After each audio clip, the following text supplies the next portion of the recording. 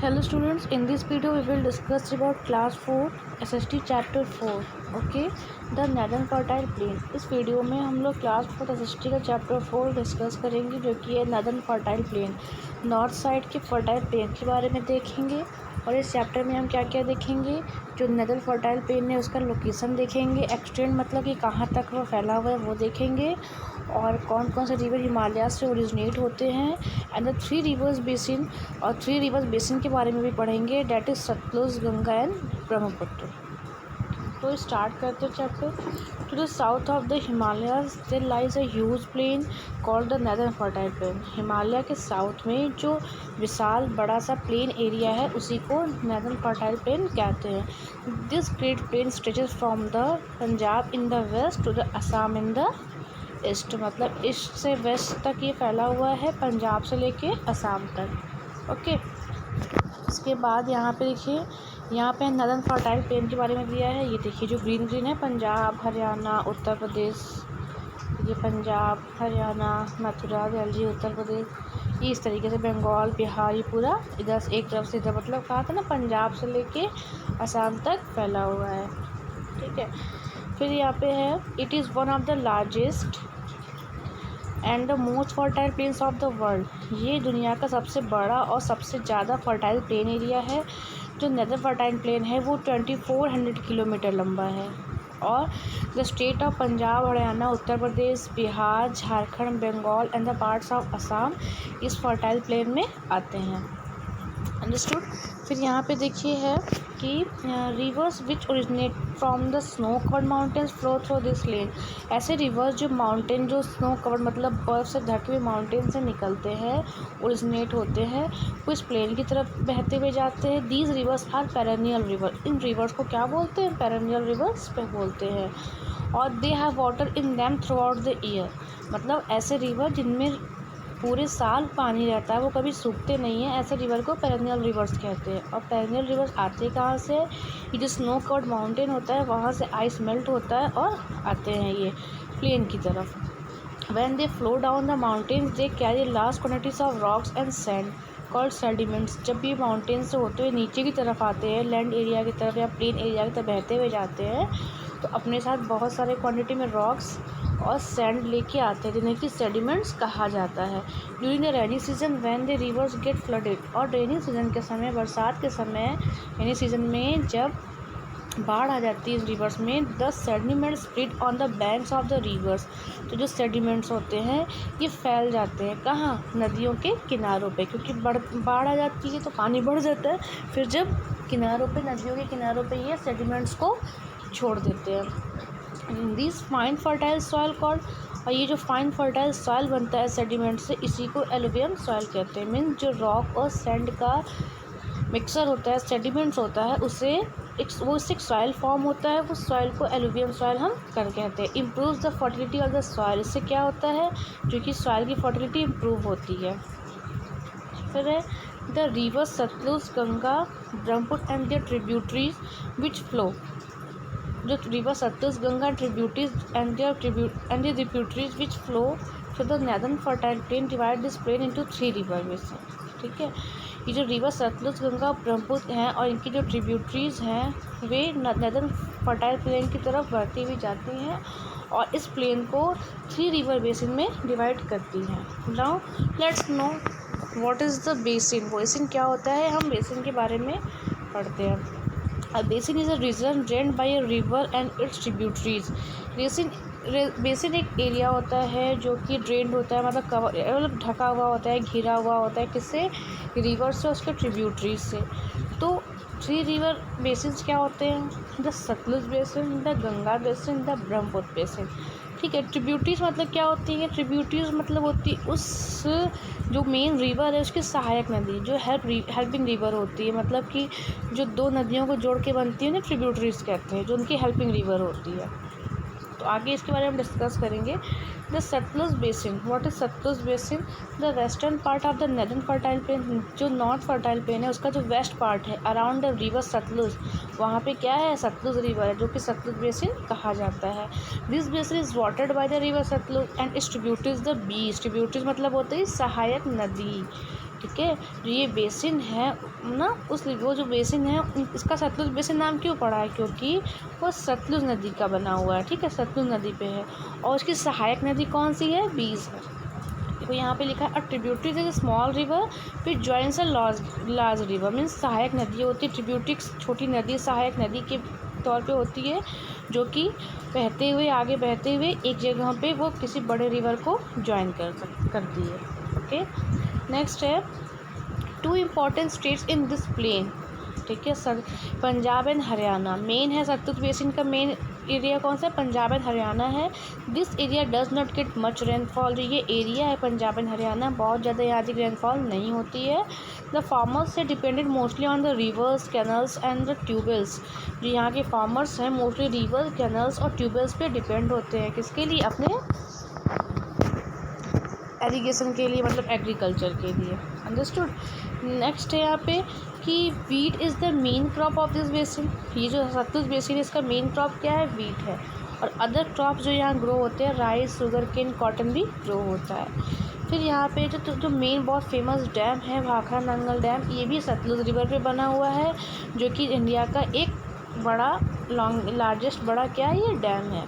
This dam provides water for irrigation. Irrigation मतलब सिंचाई के लिए डैम पानी प्रोवाइड करता है। एंड प्रोड्यूस हाइड्रो इलेक्ट्रिसिटी, और हाइड्रो इलेक्ट्रिसिटी प्रोड्यूस करता है। So what is hydro electricity, वो जो पानी से बनने वाली इलेक्ट्रिसिटी होती है ना, जो बड़े बड़े फॉल होते हैं डैम पे, जो इलेक्ट्रिसिटी प्रोड्यूस होती है उसे हाइड्रो इलेक्ट्रिसिटी कहा जाता है। ये देखिए भाखड़ा नंगल डैम है, यहाँ इमेज में बना हुआ है। फिर है कि some big cities of this basin. जो सतलुज बेसिन की कुछ फेमस और कुछ बड़ी जो सिटीज़ हैं वो हैं Chandigarh, Amritsar, Ludhiana, Jalandhar, Patiala and Ambala. Okay, next basin हम लोग पढ़ेंगे द गंगा बेसिन। तो गंगा बेसिन क्या है, the Ganga basin lies to the east of the Sutlej basin. Sutlej basin के ईस्ट में है Delhi, Uttar Pradesh, Bihar, Jharkhand and Bengal lie in this basin. ये जो आप स्टेट देख रहे हैं यहाँ पे, ये सब कहाँ पे है, गंगा बेसिन में है। The Ganga is tributaries like the Yamuna and Ghaghara, the Gandak and the Kosi flow through this basin. मतलब जो गंगा बेसिन की जो ट्रिब्यूटरीज हैं वो यमुना है, घाघर नदी है और गंडक है, कोसी है। मीन्स ये जो सहायक नदी क्या है, जो स्मॉल रिवर है, मतलब ये चारों जो नदियाँ हैं ये आगे बहते हुए एक जगह पे गंगा रिवर को ज्वाइन कर देती हैं, इसलिए इनको गंगा के ट्रिब्यूटरीज कहा जाता है। ये देखिए जैसे हरिद्वार का यहाँ पे दिया हुआ है एग्जाम्पल।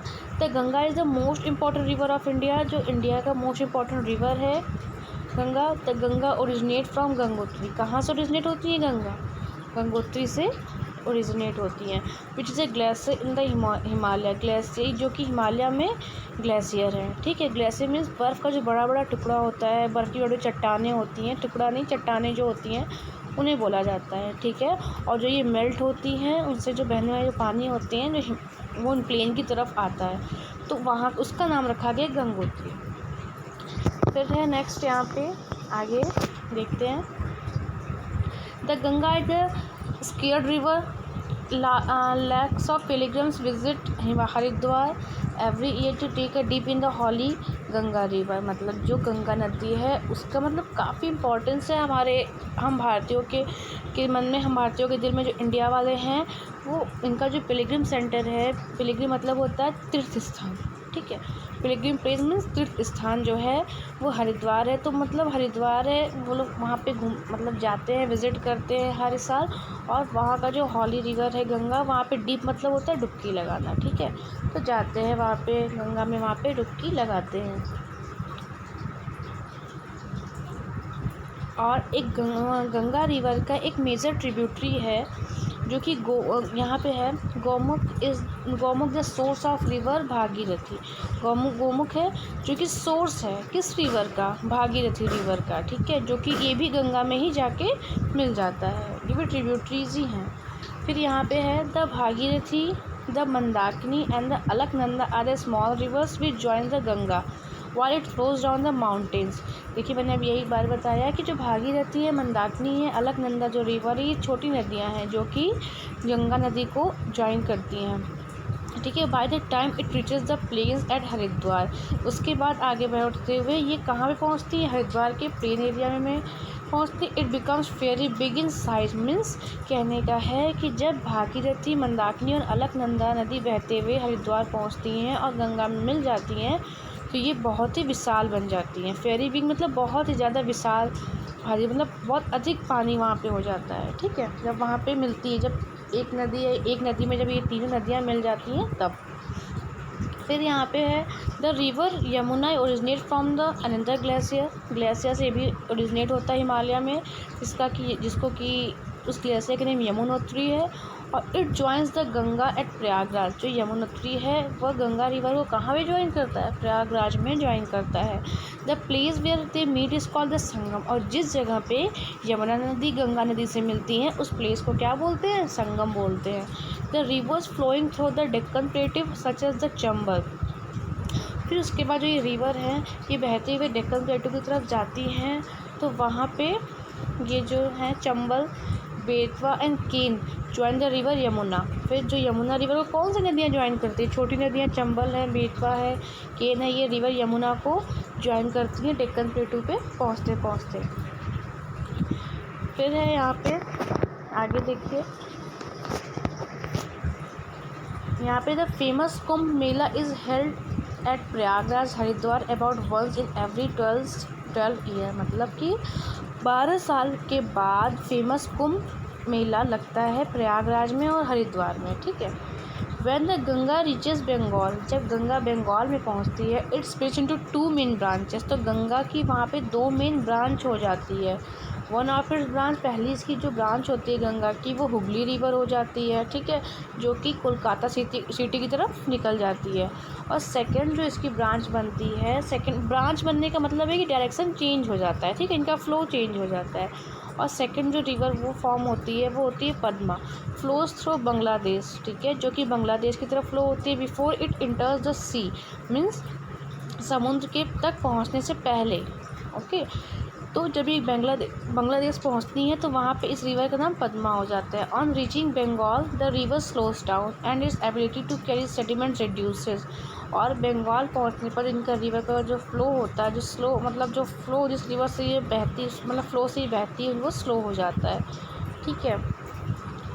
आगे है कि it start depositing the sediments it is carrying, मतलब जब ये रिवर स्लो हो जाती है, इनकी स्पीड कम हो जाती है फ्लो की, तो ये जो सेडिमेंट्स होते हैं, मैंने बताया सेडिमेंट मीन्स सॉयल, सेडिमेंट मतलब सैंड का और रॉक का जो पार्टिकल्स होते हैं उसको ये नदी के किनारे जो होते हैं किनारा वहाँ पे ही छोड़ने लगते हैं। Because of this small islands of sand are form in the water, जिसकी वजह से क्या होता है कि छोटे छोटे आइलैंड ऑफ सैंड मतलब कि छोटे छोटे बालू का आइलैंड बना होता है, मतलब मिट्टी इकट्ठा हो जाती है, बालू इकट्ठा हो जाता है। These triangular piece of land are called delta, इसी को क्या बोलते हैं, डेल्टाज बोलते हैं, ओके। यहाँ देखिए जैसे इस तरीके से, ये देखिए यहाँ पे ना मिट्टी इकट्ठा छोड़ दी है, ये सब इस तरीके को इसको बोला जाता है डेल्टा। फिर है these island divide the river into many streams called the distributaries, ठीक है, जो ये आइलैंड है सैंड का जो ये आइलैंड बनता है ये रिवर को बहुत छोटे छोटे स्ट्रीम्स में डिवाइड कर देती है, जिसको डिस्ट्रीब्यूटरीज कहा जाता है, okay. The delta of the Ganga and the Brahmaputra known as the Sundarbans, जो गंगा एंड ब्रह्मपुत्र का डेल्टा बनता है उसे सुंदरबन डेल्टा कहते हैं, जो कि वर्ल्ड का सबसे लार्जेस्ट डेल्टा है। मतलब कि वहाँ पर जो सेडिमेंट्स आता है सैंड और रॉक का, जो वो सेडिमेंट्स मतलब जब रिवर का फ्लो स्लो हो जाता है तो जो सेडिमेंट छोड़ते हैं गंगा और ब्रह्मपुत्र रिवर के होते हैं, तो वहाँ पे जो डेल्टा फॉर्म होता है सैंड का उसे हम सुंदरबन डेल्टा कहते हैं। आगे है यहाँ पे देखिए, अब हम इसके क्रॉप्स के बारे में देखेंगे। तो Ganga basin gets a lot of rain, क्योंकि गंगा बेसिन में बारिश बहुत ज़्यादा होती है तो यहाँ की सॉइल भी बहुत ज़्यादा फर्टाइल है। यहाँ का जो मेन क्रॉप्स है शुगर, राइस, वीट, जूट है, और चूँकि जो एरिया है ये बहुत ज़्यादा क्वांटिटी में फूड क्रॉप्स ग्रो करता है, इसलिए गंगा बेसिन को फूड बाउल ऑफ इंडिया कहा जाता है, ओके। नेक्स्ट यहाँ के टाउन एंड सिटीज़ कौन कौन से हैं, तो all along the banks of the rivers in this basin there are old and well-known cities like Rishikesh, Haridwar, Delhi, Agra, Kanpur, Prayagraj, Ayodhya, Patna, Varanasi, Kolkata. ये सब गंगा बेसिन के किनारे जो स्टेट्स और सिटीज़ हैं ये बसे हुए हैं। अब हम लोग ब्रह्मपुत्र बेसिन के बारे में पढ़ते हैं। This basin lie in the Assam, मतलब कि वेस्ट से ईस्ट की तरफ ये जो जाता है तो ईस्ट ये पड़ता है। असम इसका लास्ट पॉइंट होता है जहाँ पे आपका नॉर्थ फर्टाइल प्लेन कंप्लीट हो जाता है। तो Guwahati is an important city in this basin. Guwahati important है यहाँ का। The river Brahmaputra lies in Tibet where it's called the Tsangpo. ठीक है, जो ये रिवर ब्रह्मपुत्र है ये तिब्बत में जब पहुंचता है तो वहाँ पे इस रिवर को टैसंगपो कहते हैं। And इंटर्स India from the east, और ये इंडिया में फिर से पहुंचता है इस साइड से। ठीक है, it flows through narrow valley in Assam. Narrow valley समझते हैं? नैरो मतलब एक ऐसा पतला रास्ता या पतले स्ट्रीम से ही होके पहुंचता है। Then it flows south west towards the sea. ठीक है, it enters Bangladesh and join with the branch of the Ganga, और जब ये बांग्लादेश में पहुंचता है तो गंगा रिवर के ब्रांच को ज्वाइन कर लेता है। There is very heavy rainfall in this basin every year. It makes the river overflow its banks. ठीक है, चूँकि इस बेसिन में बारिश बहुत अधिक होती है तो यहाँ के जो रिवर है वो हमेशा ओवरफ्लो होते रहते हैं, इसलिए यहाँ पे हमेशा फ्लड्स भी आते रहते हैं। फ्लड्स मीन्स बाढ़ होता है। Okay, they also make the soil very fertile, मतलब यहाँ बाढ़ तो आते रहते हैं नदी में, लेकिन ये जो सॉइल को काफ़ी फर्टाइल बनाते हैं। यहाँ के मेजर क्रॉप्स जो हैं वो राइस एंड जूट हैं, और जो यहाँ पे टी है, टी भी ग्रो होता है यहाँ के हिली स्लॉप्स पे। India is famous through out the world for its T. जो इंडिया है वो पूरी दुनिया में किस लिए फेमस है? चाय के लिए भी फेमस है। यहाँ देखिए टी गार्डन आपको दिखाया जा रहा है। माउंटेन या हिल स्लॉप्स क्या होते हैं? जो माउंटेन्स पे किनारे बनाए जाते हैं, देखिए किस तरीके से बने होते हैं, इस तरीके से स्टेयर्स के जैसे बने होते हैं, इस पर क्रॉप्स ग्रो किए जाते हैं। The northern fertile plane is one of the most thickly populated areas of the world. जो नदर्न फर्टाइल प्लेन है वह जो एरिया होता है वो वर्ल्ड का सबसे अधिक पॉपुलेटेड एरिया होता है। क्यों होता है पॉपुलेटेड एरिया? क्योंकि वहाँ पे क्या है, जो है क्रॉप्स वगैरह ईजिली हमें अवेलेबल हो जाते हैं, और प्लेन एरिया में रहना, घर बनाना, घर को कंस्ट्रक्ट करना, कंस्ट्रक्शन का काम करवाना काफ़ी इजी होता है ना। और चूँकि हमारे इंडिया के मोस्टली लोग फार्मर्स हैं, तो फार्मर्स ज़्यादा है तो वहाँ पे लोगों को काम भी मिल जाता है, इसलिए जो नदर्न फर्टाइल प्लेन है वो काफ़ी थिकली पॉपुलेटेड है। ठीक है, यहाँ पे देखिए नीचे क्विक रिकैप दिया है, इसमें हम देखेंगे कि इस चैप्टर में हमने क्या क्या पढ़ा। तो let's start. The northern fertile plain one of the largest and the most fertile plain है पूरे वर्ल्ड का, और this plain is divided into 3 basin. ये जो है प्लेन इसको 3 बेसिन में डिवाइड किया गया है, Sutlej, Ganga and Brahmaputra basin. The Ganga originate from the glacier Gangotri से। जो गंगा है वो किस ग्लेशियर से ओरिजिनेट होता है? गंगोत्री, मतलब गंगा जिस ग्लेशियर से ओरिजिनेट होता है उसे गंगोत्री कहते हैं। नेक्स्ट है यमुना कहाँ से ओरिजिनेट होती है? यमुनोत्री से होती है। जिस ग्लेशियर से यमुना ओरिजिनेट होती है उन्हें यमुनोत्री कहते हैं। नेक्स्ट है द डेल्टा। जो गंगा ब्रह्मपुत्र दोनों नदियाँ मिलकर जो डेल्टा बनाती हैं उस डेल्टा को सुंदरबन डेल्टा कहते हैं, जो कि पूरे वर्ल्ड का सबसे लार्जेस्ट डेल्टा है। देन न्यू टर्म्स है सेडिमेंट्स। क्या होता है? मैंने भी बताया कुछ देर पहले भी, मिक्सर होता है रॉक का एंड सैंड का। एलुवियम फाइन फर्टाइल सॉइल होता है। फाइन मतलब जब सैंड और रॉक, ठीक है, आपस में मिक्स होती हैं और बहुत टीनी पार्टिकल्स बनाती हैं, एकदम सॉइल जैसा, मिट्टी जैसा, उसको बोलते हैं। ट्रिब्यूटरी क्या होता है?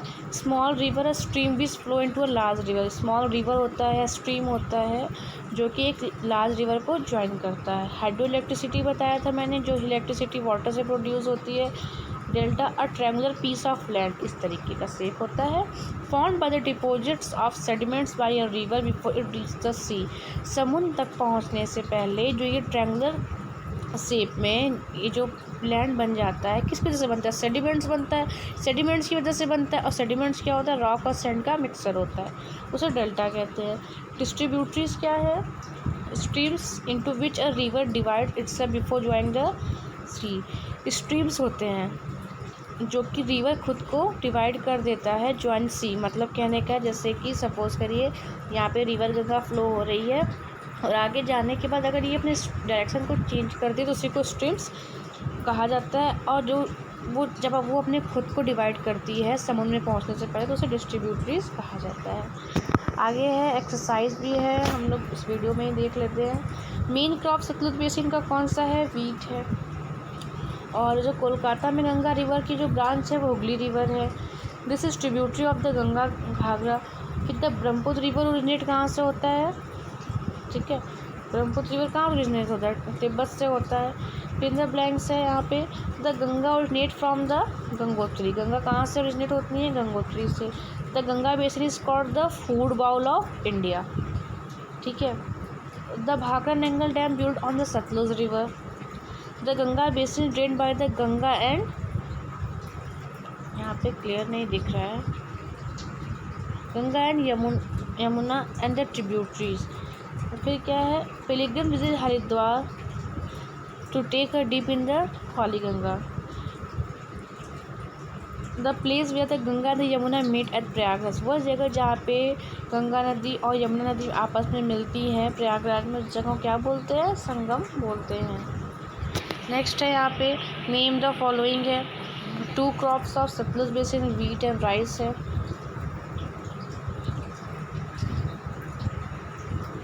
2 crops of Brahmaputra basin, rice and jute है। 2 क्रॉप्स ऑफ गंगा बेसिन का कौन सा है? वीट एंड राइस है। ठीक है, तो इस तरीके से हमने इस वीडियो में चैप्टर्स को एक्सप्लेन भी किया और इसके एक्सरसाइज को भी रीड कर लिया है। So for this video very carefully and अगर कोई प्रॉब्लम होती है फिर आप पूछिए। Okay, thank you.